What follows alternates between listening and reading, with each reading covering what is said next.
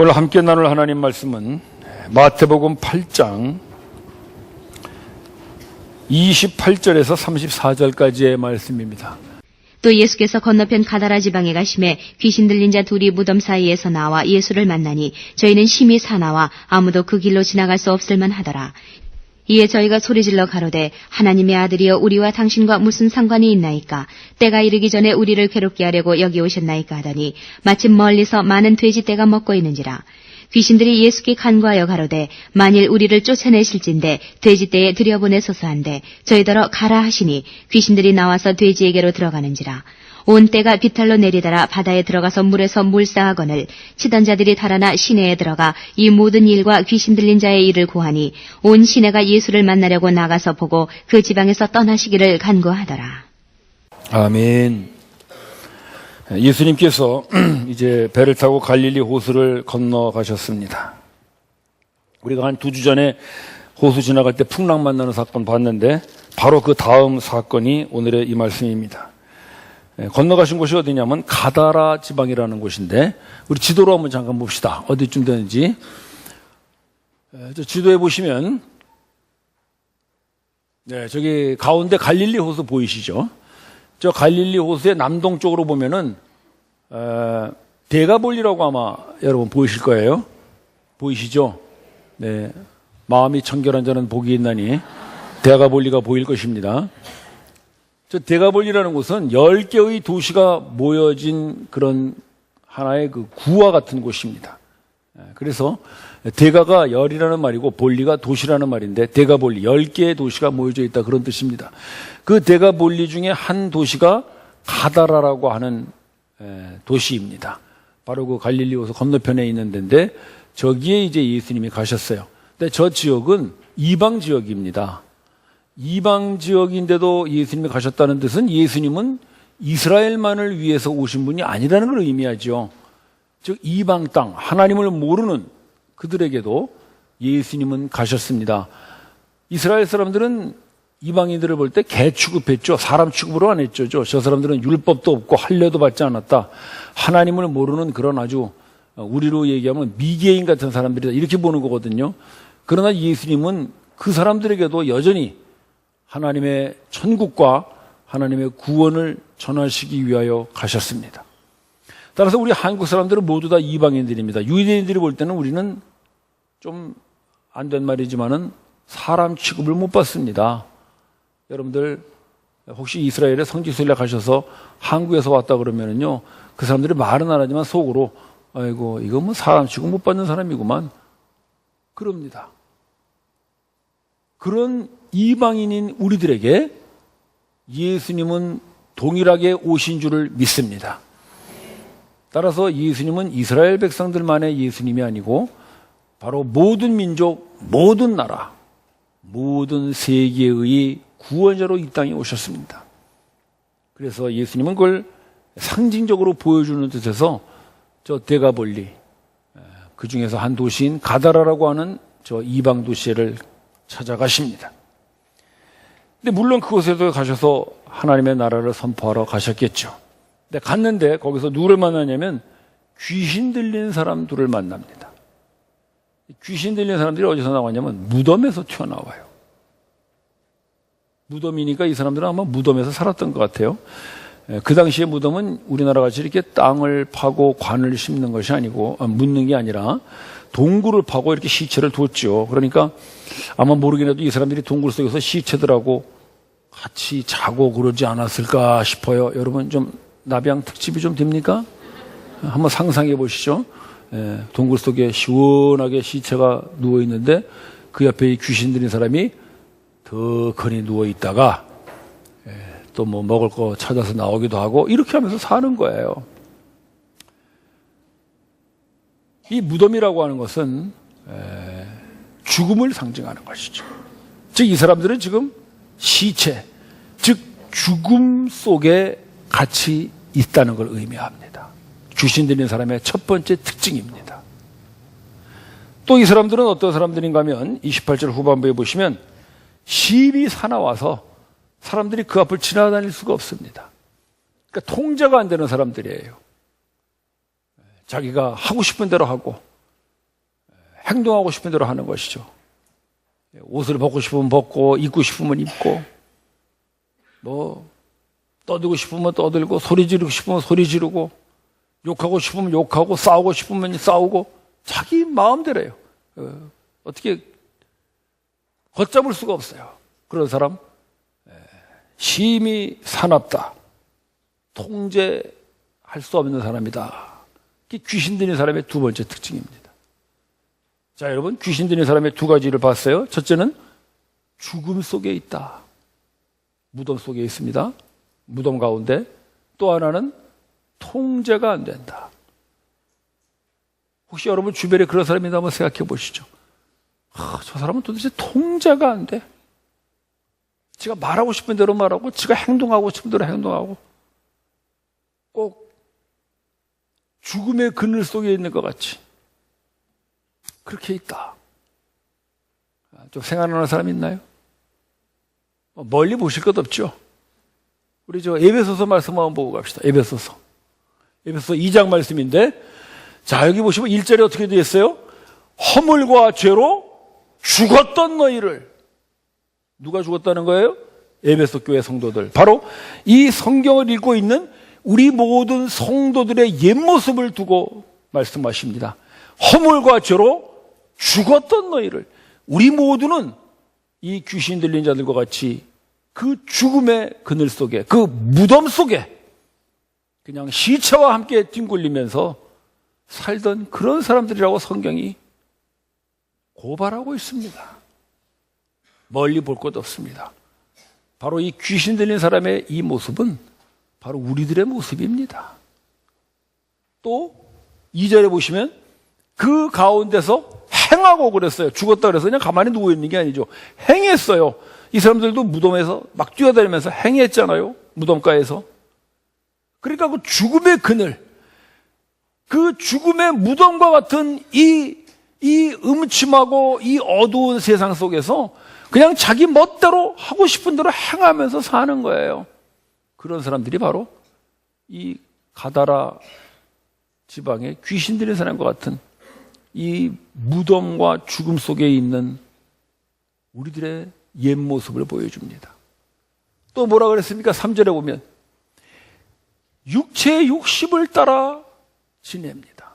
그러니까 우리 마음대로 한다는 거죠. 욕심대로. 안목의 정욕, 육신의 정욕, 이생의 자랑, 자기 마음대로, 자기가 원하는 대로 하는 거죠. 또 육체와 마음이 원하는 대로, 똑같은 말입니다. 내 몸이 원하는 대로, 내 마음이 원하는 대로, 내가 하고 싶은 대로, 내가 뱉고 싶은 대로, 내가 성질 부리고 싶은 대로, 내가 행동하고 싶은 대로, 내 인생 내가 마음대로 휘둘리고 사는데 누가 뭘 할 것이냐? 바로 귀신 들린 사람의 모습입니다. 멀리 볼 것 없이 바로 이 귀신 들린 사람은 우리들을 폭로하고 있습니다. 따라서 마태는 이 말씀을 통해서 그 가다라 지방이라고 하는 우리가 알지도 못하고 우리와 관계도 없는 그 먼 이방 지역의 한 지역을 말하는 것이 아니라 바로 이 성경 속에 나오고 있는 이 귀신 들린 사람은 하나님 없이, 예수님 없이 자기 멋대로, 자기 생각대로, 자기가 원하는 대로 그렇게 행동하고 그렇게 말하고 그렇게 살아가는 사람들. 그래서 마치 그 죽음의 그늘 속에 갇혀 있는 것 같이 그 무덤에서 소리 지르면서 죽은 시체와 함께 뒹굴러져 있는 것 같은 그 허물과 죄로 죽은 사람들, 바로 예수님 알기 전에 우리들의 옛 모습이라고 폭로하고 있습니다. 여러분 동의하십니까? 그게 바로 이 가다라의 귀신 들리는 사람입니다. 예수님이 오셨는데 이 사람들이 예수님에게 이제 뛰어나왔습니다. 그게 뭐라 그러냐면 29절에 보시면 소리 질러 가로되 하나님의 아들이여 그래요. 이거 참 아주 놀라운 일이에요. 예수님이 하나님의 아들인 것을 누가 알아요? 귀신 들린 사람이 알아요. 귀신 같죠? 귀신 쪽집게 같이 합니다. 예수가 하나님의 아들인 건 아무도 몰랐죠. 제자들조차도 몰랐잖아요. 계속 예수님을 쫓아다니지만은 예수님이 놀라운 일을 행했는데도 제자들은 야, 저 사람이 누구길래 풍랑도 잠재우느냐 그랬죠. 우리가 지난주에 봤죠. 갈릴리 호수 지날 때 예수님이 풍랑을 꾸짖어 잠재우시니까 그러잖아요. 그러니까 예수가 하나님의 아들이라는 것을 제자들도 모르고 있어요. 그런데 귀신 들린 사람이 알아요. 자, 여러분, 예수가 하나님의 아들이신 줄을 아십니까? 자랑할 것 없죠? 귀신도 알아요. 우리는 교회 와서 성경 공부하고 말씀을 들어서 안다고 얘기하지만 여러분, 그거 가지고 예수를 안다고 말할 수 없어요. 그거는 귀신 들린 사람도 알아요. 따라서 예수가 누군가를 안다는 거하고 예수를 믿는다는 것은 달라요. 물론 알아야죠. 잘 알아야 믿을 수 있지만 아는 것으로 끝나면 그것은 귀신 들린 사람과 다를 게 없습니다. 따라서 우리는 예수를 아는 것으로 끝나면 안 됩니다. 그 예수를 믿어야 합니다. 그 예수를 믿어야만이 우리는 예수님으로 인하여 구원을 받습니다. 그럼 그 예수를 믿는다는 게 도대체 뭐냐? 그 다음 말씀 봅시다. 하나님의 아들이여 해놓고 뭐라 그랬어요? 우리와 당신이 무슨 상관이 있나이까? 그러니까 이 귀신 들린 사람들은 예수가 하나님의 아들이라는 건 아는데 그 예수가 하나님의 아들이라는 걸 아는 것으로 끝나고 더 이상 뭡니까? 상관은 없다 이거죠. 상관은 없어. 상관이 없다는 건 뭐겠어요? 아무 관계가 없다는 거죠. 즉 예수가 하나님의 아들이라는 걸 알아도 그 예수의 간섭은 내가 받지 않겠다 그거예요. 내가 당신과 무슨 상관이 있나이까. 즉 여러분, 믿음이란 무엇입니까? 믿음이란 예수가 누구인가를 아는 것으로 끝나는 것이 아니라 그 예수로 인하여 내가 무언가 간섭을 받고 있느냐, 그게 바로 예수와 상관이 있는 것인 줄을 여러분 믿으십시오. 그걸 믿음이라는 거예요. 믿음. 그래서 예수님을 믿는다라는 것은 내가 예수가 누구인지를 안다로 끝나는 것이 아니라 내가 그 예수의 간섭을 받는다 이거죠. 예수님이 나에게 말씀하시는 것이 나에게 영향을 끼쳐요. 내 생각과 내 마음과 내 행동에 간섭을 해주는 거예요. 그게 상관이 있다. 그거를 믿는다. 그렇게 말합니다. 우리가 예수님의 말씀을 읽습니다. 그 예수님 말씀이 많이 나오죠. 이웃을 사랑하라, 원수도 사랑하라, 오른뺨 때리고 왼뺨 때리고 이런 말씀들을 많이 읽어요. 근데 그런 말씀을 다 읽으면서 그것이 나와 아무 상관이 없다. 그거는 예수님이나 하는 일이지 우리 같은 사람들이야 관계 있나? 라고 해버리면 뭡니까? 아무리 성경을 많이 읽어도 10독, 20독 해도 그 사람은 예수님과 아무 상관이 없죠. 그러나 비록 성경을 다 읽지를 못했고 그냥 한두 말씀밖에 모르지만은 그 말씀이 나를 간섭하는 거죠. 내가 어떤 일을 하고 내가 어떤 상황에 처해져 있고 내가 어떤 사람을 만났을 때 그 상황과 그 사람과의 대화 속에서 그 예수님의 말씀이 생각난단 말이죠. 그 예수님의 말씀이 나의 언어와 나의 행동을 간섭하기 시작할 때 그때 여러분들이 바로 예수와 상관을 맺은 사람들임을 감사하십시오. 그게 예수를 믿는 거예요. 특히 우리 이렇게 신앙생활 하다 보면 그런 경험하실 때가 많이 있을 텐데 누구하고 이렇게 다툰단 말이죠. 그럼 다투다 보면은 분명히 내가 지금 옳고 내가 그 사람 멱살을 붙잡아도 그 사람이 꼼짝 못할 정도로 내가 분명히 옳은 자리에 있는데 왜 하필 그 순간 그 멱살을 붙잡고서는 우리가 그 옛날에 보통 면박살 낸다 그러는데 이거 들어보셨나요? 좀 내가 너무 저속한 용어로 써 면박살 만든다 그러지.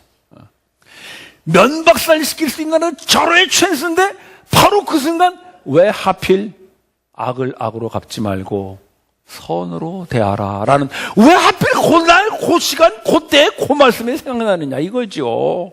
억울하게 말이지. 그 말씀만 생각 안 났으면 그냥 막 팍팍팍팍팍팍팍팍 해가지고 그냥 역시 우리 경상도 말로 뭐라 그래? 갈바줬다 그러죠? 근데 그거를 그 순간에 그 말씀이 딱 나를 사로잡아서 그걸 못하게 해. 집에 와서 생각하니까 억울해 죽겠어. 왜 그때 내가 그렇게 했으면 되는데 그렇게 못했을까? 여러분, 그게 바로 예수님의 말씀이 여러분들의 마음을 간섭해 주신 것으로 알고 감사하십시오.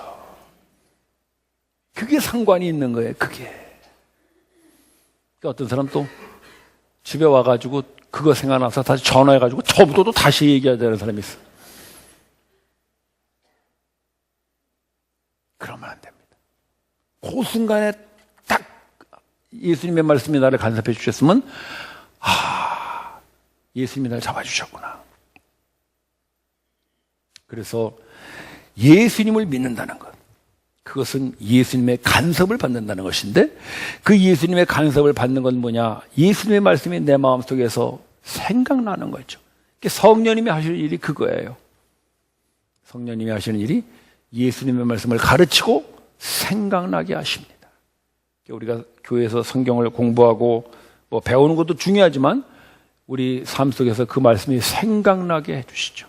그때마다 그 말씀이 우리의 언어와 우리의 행동과 우리의 모든 삶을 간섭하십니다. 예수님과 상관이 있는 사람입니다. 근데 이 귀신 들린 사람은 그 예수님과 상관이 없으니까 우리가 무슨 상관이 있습니까? 그래서 뭐라 그럽니까? 29절 후반부에 때가 아직 이르지 않았는데 우리를 괴롭게 하려고 여기 오셨나이까. 그러니까 자기 일을 상관하지 말라는 거예요. 간섭하지 마라. 우리는 우리대로 할 건데 우리를 괴롭히느냐. 이 귀신 들린 사람들이 왜 이런 얘기를 하냐면, 이 때가 이른다는 것은 이제 마지막 심판을 말하는 거거든요. 마지막 예수님의 심판이 임하면은 이 귀신들 또는 귀신에게 사로잡힌 사람들은 다 지옥불로 가게 돼 있죠. 귀신이 그걸 알아요. 그래서 아직 때가 이르지 않았는데 왜 우리를 지금 지옥불로 보내려고 오셨습니까? 그렇게 얘기하는 거예요. 그러니까 아직은 나를 간섭하지 말라는 거지. 왜? 아직 때가 이르지 않았으니까. 여러분, 예수님은 마지막 때가 되면 이 세상을 심판하십니다. 근데 아직은 그 마지막 때가 오질 않았어요. 그래서 아직 이 세상에 악이 판치는 것입니다. 우리 주변에 보면 그런 일도 많잖아요. 어떻게 저렇게 나쁜 사람이, 저렇게 악한 짓을 하는 사람이 저렇게 남 속이고 잘 살 수 있을까? 우린 그런 생각할 때가 있죠. 여러분, 그거 부러워하지 마십시오. 아직 마지막 심판이 이르지 않았기 때문에 그냥 하나님께서 놔두시는 것이지 하나님께서 몰라서가 아닙니다. 지금 세계 곳곳에서 일어나고 있는 수많은 사건들, 테러라든지 여러 가지 그런 문제들 많잖아요. 왜 하나님은 그런 것들을 그냥 놔두시는가? 여러분, 그건 하나님이 놔두시는 것이 아니라 아직 마지막 심판의 때가 이르지 않았기 때문에 그냥 하나님께서 기다리시는 것입니다. 그들마저도 돌이키도록 기다려주시는 것이죠. 따라서 우리 모두는 언젠가 하나님 앞에 서야 합니다. 마지막 심판 때에 서야 되죠. 귀신도 서야 되고요. 귀신 들리는 사람도 서야 되고 우리 모든 성도들 다 서야 됩니다. 따라서 우리가 그 마지막 심판 때에 서기 전에 우리는 예수님으로 말미암아 구원을 받아야지. 그 구원 받지 않고 그냥 심판 때에 서면 우리도 모두 다 그 귀신 들린 사람들과 같이 그 마지막 심판인 지옥, 요한계시록에는 무저갱이라고 나오죠. 끝없는 그 굴과 같은 그것으로 전부 멸망하고 맙니다. 따라서 예수님이 이 땅에 오신 목적은 우리를 심판하러 오신 것이 아니라 우리를 구원하러 오신 분임을 여러분 감사하십시다. 그래서 예수님이 우리를 구원하셔서 드디어는 그 죽음과 같은 무덤 속에서, 그 그늘 속에서 아무도 통제할 수 없는 자기 멋대로, 자기 생각대로, 자기 마음이 원하는 대로 짓거려대고 행동하고 떠들어대고 내뱉고 막 살던 그런 삶에서부터 우리를 드디어는 구원하십니다. 그래서 구원이라는 것은 그 죽음의 그늘에서 건져 나오고 통제할 수 없는 내 자신을 하나님께서 통제해 주시는 것이 구원입니다. 그러나 이 귀신 들린 사람에게는 그런 게 없었어요. 그래서 왜 우리를 간섭하려고 합니까? 그리고 예수님에게 오히려 이제 대드는 것이죠. 자, 그런데 이렇게 귀신 들린 사람 말고도 또 예수님의 그 간섭을 거부하는 한 부류의 사람들이 있습니다. 우리 34절 한번 봅시다. 34절. 온 시내가 예수를 보려고 올라왔습니다. 온 시내라는 것은 이제 온 시내 사람들이겠죠. 그 가다라 지방의 그 시내에 사는 사람들이 이제 이 귀신 들린 사람들이 고침받았다는 소식을 듣고 이제 예수님을 보러 올라온 거예요. 올라와서 뭘 받겠어요? 그 귀신 들린 사람들이 이제 귀신이 쫓겨나고 제정신이 들은 거죠. 멀쩡하게 앉아가지고 이제 예수님 앞에 다소곳이 앉아있는 그런 모습을 본 것입니다. 그러면 어떻게 해야 되겠어요? 야, 참 예수라물이 대단하신 분이다. 뭐 그 중에는 그 귀신 들렸던 사람들의 가족도 있을 수 있고 친구도 있을 수 있잖아요. 아, 자, 고맙습니다. 저희 집에 가셔서 뭐 제가 저녁이라도 대접하겠습니다. 이렇게 해야 이게 말이 맞는데 뭐라 그럽니까? 34절 후반부에 이 지경을 떠나주시기를 간구합니다. 아니, 예수님에게 뭘 좀 도와달라고 간구를 하지는 못할 만요 떠나달라 이거예요. 예수를 보고 이 지경을 떠나라는 게 무슨 말이겠어요? 우리를 더 이상 간섭하지 마시오, 그런 말이죠. 즉 예수님의 간섭을 거부하는 거예요. 아니, 왜 자기들의 친구, 자기들의 그 이웃을 고쳐줬는데 왜 떠나라고, 간섭하지 말라고 그랬을까? 이 사람들이 예수님을 보러 와서 본 또 하나의 광경이 있었죠. 그게 뭡니까? 32절 봅시다. 그 귀신들이 뛰어나와가지고 돼지떼로 들어가가지고 이 돼지떼들이 전부 바다에 들어가서 몰살해버리고 말았어요. 그러니까 예수님께서 이 귀신들을 아직 지옥으로 보낼 때가 아니기 때문에 아마 돼지떼에게 들어가라고 허락하신 것 같아요. 돼지떼들이 미쳐가지고 다 바다에 빠져 죽어버렸어. 이 동일한 사건을 기록한 마가복이면은 약 한 2,000마리 정도의 돼지떼가 죽었다고 합니다. 굉장한 양이지. 그러니까 그 가다라 지방 사람들로서는 2,000마리의 돼지떼가 죽어버렸으니까 엄청난 재산의 손실을 본 거 아니겠어요? 그러니까 이 사람들이 지금 그 자기들의 이웃이고 친구가 고쳐진 것이 좋기는 하지만 그보다 더 크고 더 중요하게 이 사람들이 보는 게 있었어요. 그게 뭐예요? 돼지떼의 몰사입니다. 예수님이 중요한 건 뭘까요? 돼지떼의 몰사보다도 그 귀신 들린 사람들이 고침받고 새로운 삶을 살게 됐다는 것이 예수님에게는 더 중요하게 보이는데 이 주민들에게는 그 사람 고쳐진 것보다는 돼지떼 2,000마리 그 재산의 손실이 더 크게 보입니다. 그 결과 아이고, 이 예수라는 사람이 계속 우리 동네에 있었다가는 또 어떤 다른 소녀를 우리가 볼지를 모르겠구나. 떠나주시오. 그게 바로 예수님의 간섭을 거부하는 이유입니다.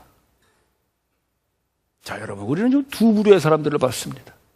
첫 번째 부류의 사람들은 귀신 들렸지만 예수 만나서 귀신 쫓아내고 새 사람 된 사람들을 봤습니다.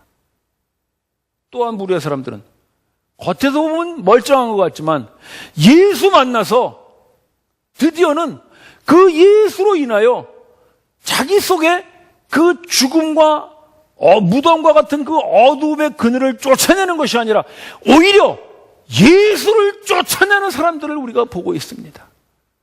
진정 마태가 말하고 싶은 가다라의 광인은 누구라는 것입니까? 우리가 그냥 보면은 귀신 들린 사람들이 가다라의 광인 같죠. 그러나 그 사람들은 예수 만나서 귀신을 쫓아내고 그 죽음의 그늘을 쫓아내고 통제받지 않았던 자기 자신을 쫓아내고 드디어는 예수님의 간섭을 받는 새로운 사람이 됐습니다. 이 사람이 가다라의 광인입니까? 아니면 겉으로는 멀쩡한 것 같지만 예수를 만나서 오히려 예수 때문에 내가 재산의 손실을 보겠구나, 시간의 손실을 보겠구나, 나의 어떤 자존심의 손실을 보겠구나, 무슨 뭐 여러 가지 친구지간 인간관계를 손실을 보겠거나 하는 자기의 그 손해보는 것이 아까워서 예수를 쫓아내는 이 사람이 가다라의 광인이겠습니까?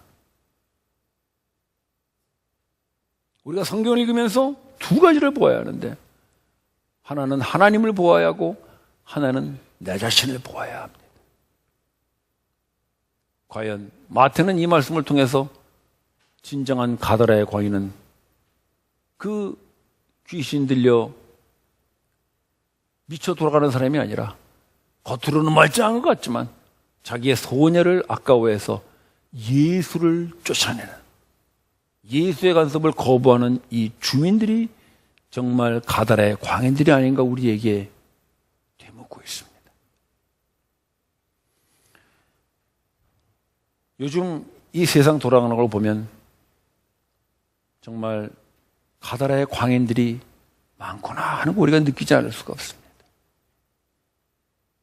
우리 사회가 지금 전부들 미쳐 돌아가고 있습니다. 어쨌든 자기의 것, 자기의 소유, 자기의 시간, 자기의 유익, 그거를 조금이라도 놓치지 않으려고 모든 걸 다 쫓아냅니다. 예수님도 쫓아내고 하나님도 쫓아내고. 예전에 그런 책이 있었어요. 제가 읽어보질 않았는데 제목이 참 신기해요. 신은 지구를 떠나라. 그런 책이 있었어요. 아, 정말이에요. 표정이 만들어내셨나 그런 표정인 거예요. 제목이 하도 희한해서 제가 지금도 기억하고 있습니다. 드디어 이 세상은 예수를 쫓아냅니다. 왜? 예수의 말씀을 따라 살아본들 우리에게 남는 것은 손해밖에 없다고 생각하기 때문입니다. 그러나 여러분, 진정으로 예수를 만나서 그 예수님으로 인하여 우리 속에 있는 그 죽음의 그늘, 그 무덤과 같은 모든 악한 것들, 통제받지 않고 사려고 하는 나의 육체의 욕심과 마음의 원함들을 쫓아내면 거기에 진정으로 예수님이 우리에게 주시는 그 자유와 해방이 올 줄로 믿으십시오. 그때 우리는 돼지떼 2,000마리보다 한 사람의 치유가 더 중요하다는 걸 알게 되는 그런 예수님과 같은 마음이 될 줄로 믿습니다. 세상 사람들은 모두들 겉으로는 멀쩡한 것 같지만 예수를 쫓아내는 그런 미친아이 같은 이런 세상을 만들어가고 있습니다. 이 속에서 예수님을 만나고 예수님으로 인해서 살아가는 저와 여러분들은 예수로 인하여 우리 속에 있는 악을 쫓아내고 드디어는 예수님을 모셔드리고 예수님의 간섭을 받고 예수님의 말씀을 따라 살았어. 더 이상 가다라의 광인이 아니라 고침받는 그런 복된 인생들을 살아가시기를 주님의 이름으로 축원합니다. 기도드립시다. 형제 자매 여러분, 우리가 붙들고자 하는 재산, 시간, 자존심, 여러 가지 인간관계, 그런 것들은 결코 영원하지 않습니다. 그것들 때문에 예수를 쫓아내는 이런 가다라의 과인과 같은 사람들이 아니라 예수님을 모셔드려서 예수님의 간섭을 받고 우리 속에 있는 악을 쫓아내는 그런 사람들 되게 하여 주시옵소서. 우리 합심하여 기도합시다.